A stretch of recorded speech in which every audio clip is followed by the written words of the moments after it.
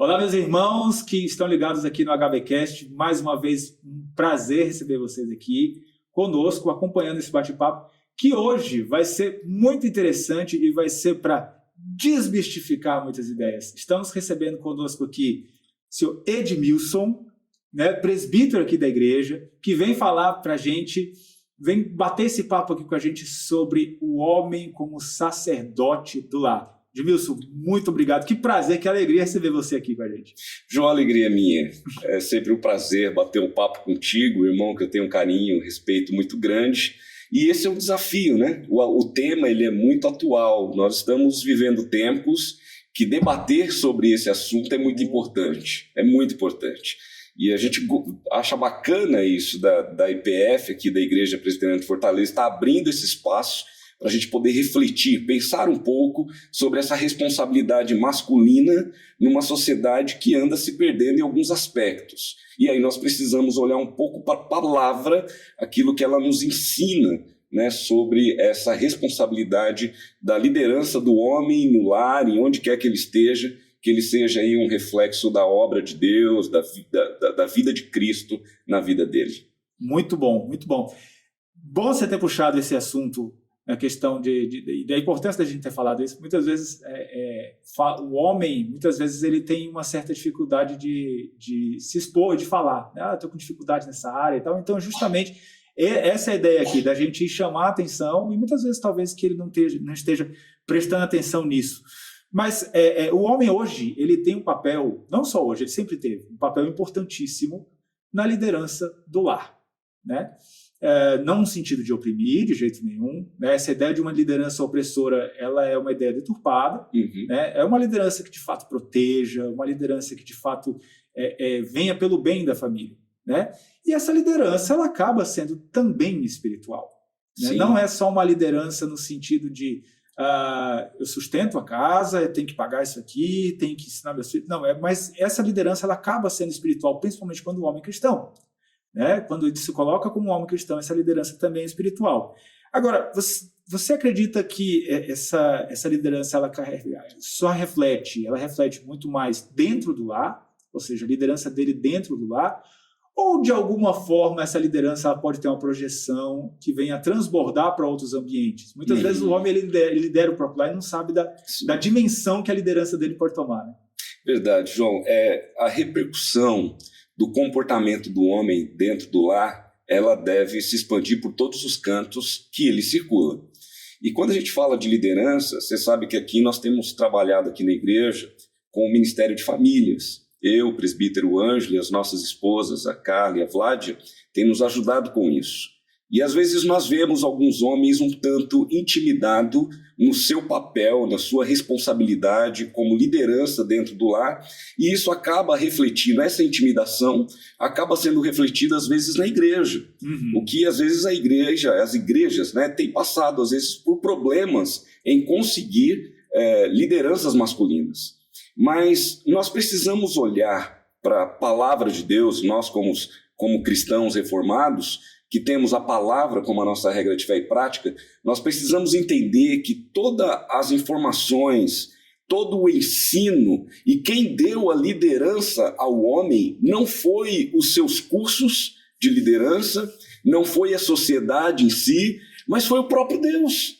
O próprio Deus que dotou o homem com essa responsabilidade de ser o líder por onde quer que ele esteja. No seu lar, começando no seu lar, na igreja, na sociedade em geral, não há uma dicotomia. Então eu não posso dizer para você, João, na minha casa eu sou assim e na igreja eu sou assado. Tem até uma historinha, João, você vai lembrar de um rapaz que tendo muito problema com o pai dele em casa.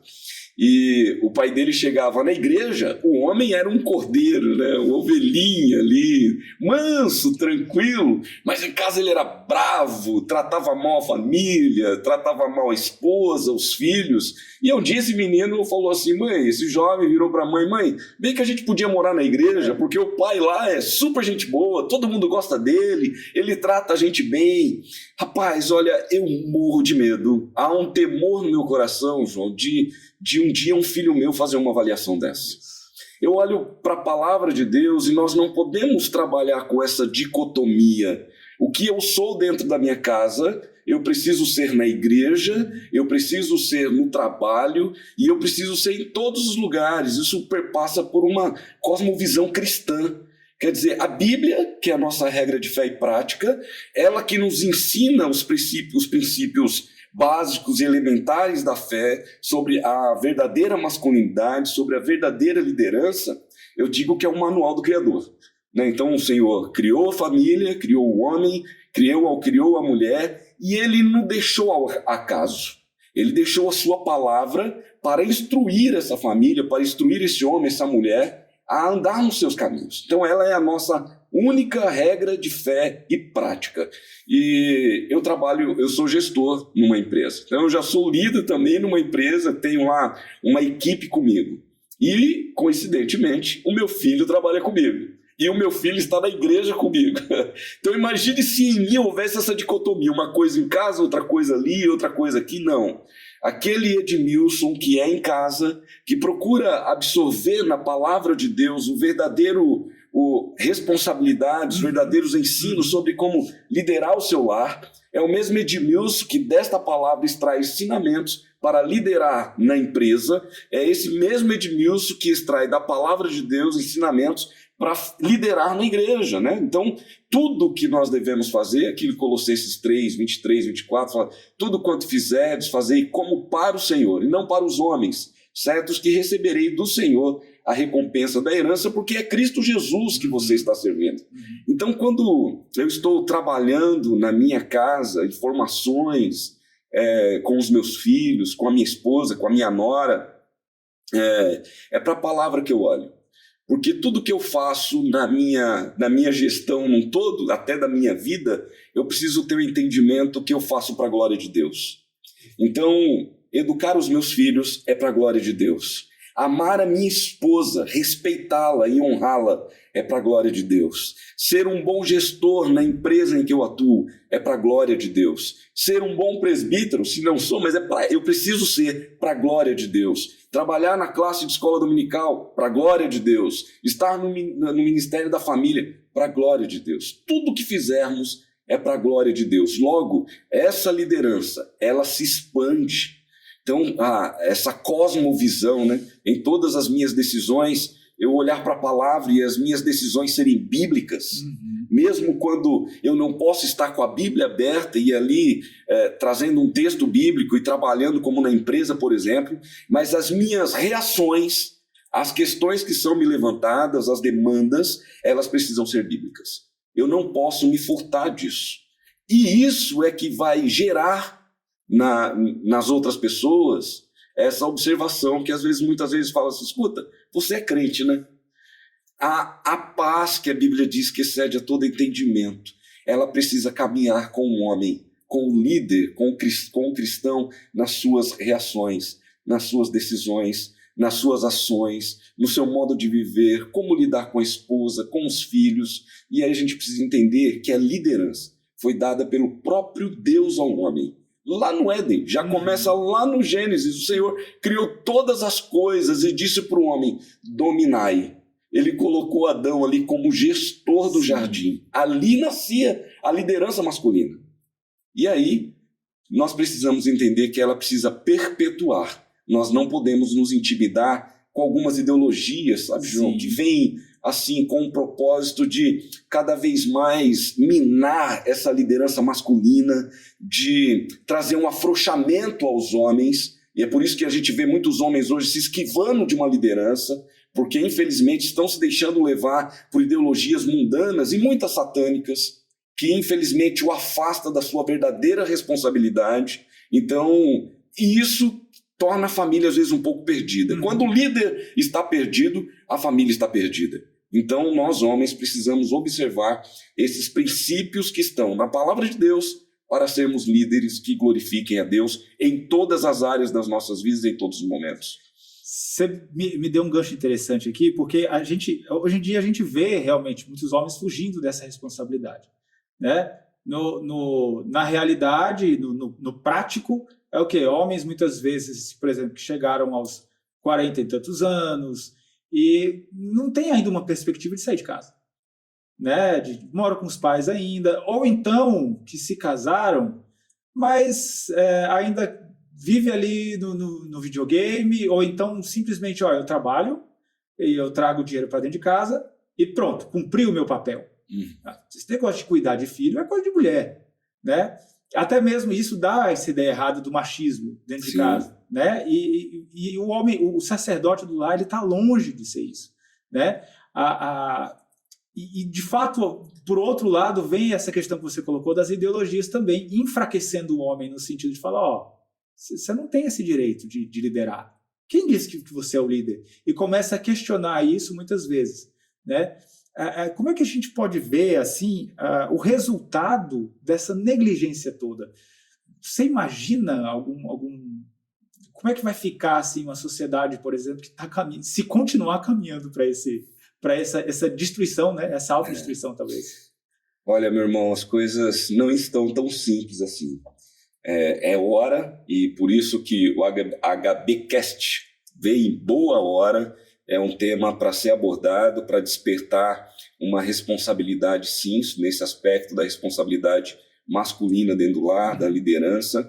O homem precisa despertar nele aquilo que a Bíblia ensina sobre liderar a sua família e ensinar os seus filhos. Eu me lembro, João, eu cheguei uma vez em casa, o João Vitor, meu filho, ele tinha 13 anos. E o João Vitor estava em casa, ele sentado ali, estudando, e minha mulher falou assim, olha, meu bem, é bom a gente colocar esse menino para trabalhar logo, porque ele gosta de uma vida um pouco mansa. A mãe, logo cedo, conseguiu observar isso no menino. E eu falei assim, então você está certo. A mulher sábia edifica a casa, e nós somos nós trabalhamos, eu sempre falei com a minha esposa, Carla, que nós somos uma equipe na educação dos nossos filhos. Então, às vezes há aquele falso entendimento, né, da submissão bíblica que fala sobre a mulher. E alguns homens fazem uma confusão tão grande com isso que querem se sobrepor à figura da esposa dentro do lar e, infelizmente, acaba perdendo muito da sua liderança. Porque a mulher ela contribui e muito para a sua liderança, para que ela seja eficaz no lar e em todas as áreas. Eu não consigo hoje vislumbrar uma área da minha vida em que a Carla, minha esposa, tem uma participação fundamental em me animar, em me dar suporte, em virar para mim e falar assim, ó, você consegue, vai em frente, sabe, encara que isso aí é tranquilo para você. A Carla sempre foi a minha maior incentivadora, ela é aquela pessoa que eu abro o meu coração, conto dos meus casos, dos meus dilemas, dos meus anseios, então ela me ouve. Então a Carla é uma auxiliadora que Deus colocou na minha vida de forma muito especial, né? E então esse comportamento que eu tenho com a Carla reflete na vida do meu filho. Quando ela falou, nós precisamos dar um jeito do João começar a trabalhar cedo, porque senão isso pode trazer alguns problemas, eu coloquei ele para ser estagiário na empresa. E ele começou a tomar gosto pelo trabalho muito cedo, e isso não atrapalhou os estudos dele. Logo, ele aprendeu desde cedo a ter uma responsabilidade financeira, a cuidar das suas coisas. Quando chegou lá a primeira namorada, com a qual ele se casou agora, foi bem interessante que a primeira coisa que nós falamos, meu filho, você já está namorando, e se você já está namorando, você também tem que estar trabalhando para você pagar o seu cinema, para você pagar o lanche para sua namorada, porque a sua responsabilidade como homem já começou. Então assuma a sua responsabilidade desde cedo. Meu filho hoje está formando engenharia, está casado, já comprou seu apartamento com 22 anos de idade, já está com a esposa, que é uma menina maravilhosa, Vitória, que ajuda. E nós percebemos que eles olham para nós. O meu filho, ele me observa muito. E isso é bom, mas isso aumenta a minha responsabilidade. Porque eu não posso errar. Por mais que eu não sou um cara infalível, eu vou errar. Mas sabe, João, mesmo quando eu erro, uma outra coisa que é uma característica de um bom líder, que está longe dessa história do machismo, mas está dentro do aspecto da responsabilidade masculina, bíblica dentro do lar, é falar assim, meu filho, me perdoe. minha esposa, Carla, me perdoe, eu errei. É quando alguém vem e aponta o meu erro e eu reconhecer o meu erro e falar assim, olha, de fato, me perdoe. E isso não me torna um homem fraco. Pelo contrário, quando nós praticamos o perdão, seja liberando perdão ou pedindo perdão, isso faz de você uma pessoa forte. Com certeza. Por isso que a Bíblia é linda, João, porque ela vai na contramão do que o mundo ensina. Se você é um homem que comete um erro e chega no outro e pede perdão, as pessoas podem olhar para você como um homem fraco, né? No mundo é assim. Eles subestimam você. Ah, que cara fraco. Está aqui se humilhando, pedindo perdão. Não, mas diante de Deus isso o faz muito forte. E isso é um exemplo lindo para as gerações, isso é um exemplo lindo para os liderados. Isso em casa, a minha filha, da mesma forma, ela me observa. E aí a responsabilidade aumenta, João, porque a Carla vira para a Sofia e fala assim, minha filha, quando você namorar, o homem que você trouxer para essa casa tem que ser do seu pai para cima. Olha o tamanho da responsabilidade, João. E eu falo, Senhor, tem misericórdia. Me ajuda, Senhor, a continuar sendo exemplo para minha família. Então, esse lance do machismo é errado. Isso é pecado. Uhum. Isso não tem nada a ver com princípios bíblicos. O bom homem, o bom marido, o bom líder no lar é aquele que ouve. Sim. É aquele que é sensível às demandas da família. É aquele que se importa em ser o provedor, mas de uma forma natural, para abençoar a família. Ele não quer, de forma alguma, desmerecer a esposa ou desmerecer os filhos. Não, ele quer vê-los felizes. Sim. Então ele se esforça, ele se expõe, ele vai ao campo de batalha, vai buscar o sustento, porque quer ver a sua família bem, e isso passa a ser o exemplo para os seus filhos, isso passa a ser o exemplo na empresa, isso passa a ser o exemplo na igreja, porque, olha, meu irmão, nós não podemos nos intimidar. A sociedade quer nos intimidar, João, até para comprar uma roupa hoje numa loja é difícil. Você vai comprar uma roupa para um homem hoje, as roupas para os homens estão cada vez mais feminilizadas. Não é? Com certeza. Rapaz, outro dia, a gente está num bate-papo bacana aqui, então a gente vai levando desse jeito, é brincadeira. Outro dia eu fui comprar uma calça, a calça era tão arrochada em mim, que um negócio que eu falei, moça, tem calça para homem aí? E quando é na canela, assim, mostrando as canelas, não dou conta. Não, e agora tem um lance que usa aqui uma camisa curtinha aqui, sabe, João? Mas, rapaz, isso não dá. O que estão fazendo com os homens? Mas tem uma resposta a isso. Quando você consegue, de alguma forma, deturpar uma liderança, vamos imaginar que sejamos uma sociedade patriarcal, como o Senhor mesmo quer. Uhum. Ele coloca o homem como líder, mas nós não vemos a Bíblia e o próprio Deus, em momento algum, subestimando a imagem da mulher. Muito pelo contrário. Ele exalta a imagem da mulher, ele exalta a mulher e coloca ela dentro do seu papel de uma forma muito respeitosa. Deus faz isso de uma forma linda na sua palavra. Mas quando você consegue minar essa liderança com conceitos que deturpam, com ideologias que enfraquecem, você consegue adentrar as barreiras para acabar com a verdade. A ideia, meu irmão, não tenha dúvida, a ideia é exatamente essa, é enfraquecer a liderança masculina para que a família seja cada vez mais exposta ao fracasso.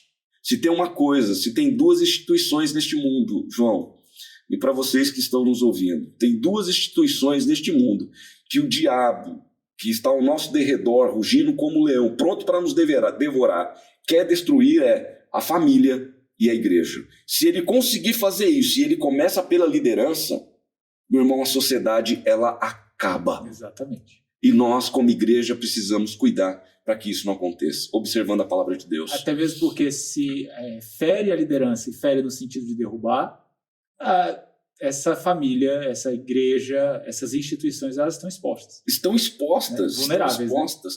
Né? Eu gosto muito do livro de Jó, e se você pegar lá no primeiro capítulo de Jó, no versículo 9, é interessante que Jó tinha uma família linda, né? Pelo que vai narrando, ele era muito rico, um homem poderoso, e eles faziam festas, e os irmãos se encontravam na casa das irmãs, as irmãs na casa dos irmãos. Era uma família festeira. Eu lembro a minha família, a gente é festeiro. Era uma família festeira, só não tem todo o dinheiro que Jó tinha. Mas era uma família muito festeira. Mas é interessante que Jó, como um pai intercessor, olha, um pai intercessor. Jó era esse pai. Num determinado momento, ele orava ao Senhor e santificava os seus filhos ao Senhor, apresentava os seus filhos ao Senhor e pedia a Deus que os perdoasse, porque provavelmente eles tinham cometido algum pecado. Sim. E ele intercedia pelos filhos. Ô, meu irmão, um pai que conhece a palavra, um homem de Deus, ele precisa ser um intercessor pela sua família. A sua família precisa vê-lo orar por eles e com eles. Sim. Essa família precisa entender que esse pai se preocupa com as questões materiais, mas que esse pai se preocupa muito mais com as questões espirituais. Não foram poucas as vezes que eu disse pro meu filho, eu falei, João, meu filho, olha, você pode ser um engenheiro, um médico, um advogado, a profissão que você escolher, que seja para a glória de Deus.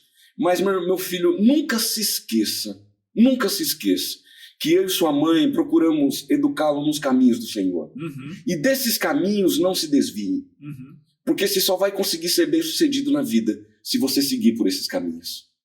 E é isso. Eu me importo mais com a vida espiritual do meu filho do que talvez com a sua profissão. Sabe por quê, João? Porque eu sei que a profissão é uma consequência da sua vida espiritual. Se ele for espiritualmente um homem bem-sucedido, se minha filha espiritualmente for uma mulher bem-sucedida, as demais coisas serão acrescentadas, porque os princípios do reino serão implantados no coração deles e eles serão pessoas diferentes nesse mundo. Com certeza. É interessante você ter colocado isso da importância de olhar para o lado espiritual, né, do líder olhar para esse lado espiritual. E quando se fala em sacerdote do lar, muitas pessoas pensam assim, na questão teológica da coisa. O conhecimento teológico profundo, sacerdote no sentido de ser um pastor, no sentido de ser um líder espiritual com um conhecimento absurdamente grande, assim. Logicamente, é muito importante a gente saber da palavra, né? Mas muitos vêm tentando se esquivar dessa responsabilidade, muitos homens dizendo assim, mas eu não sou pastor, eu não fiz teologia, eu não fiz seminário, meu conhecimento bíblico, e fica nessa. A questão é, na sua opinião, assim, qual a relação entre esse conhecimento bíblico, que é importante, lógico, esse conhecimento profundo, na medida do possível aí que se puder aprofundar, mas também com relação ao sacerdócio prático, no sentido de a liderança do dia a dia, né, de chamar o filho e falar, filho, vem cá, isso aqui você tem que tomar cuidado. Ou então a esposa também, a gente fala, olha, eu estou percebendo isso aqui, está acontecendo e tal, de chamar e pastorear, e também de ter esse retorno, né, no cotidiano.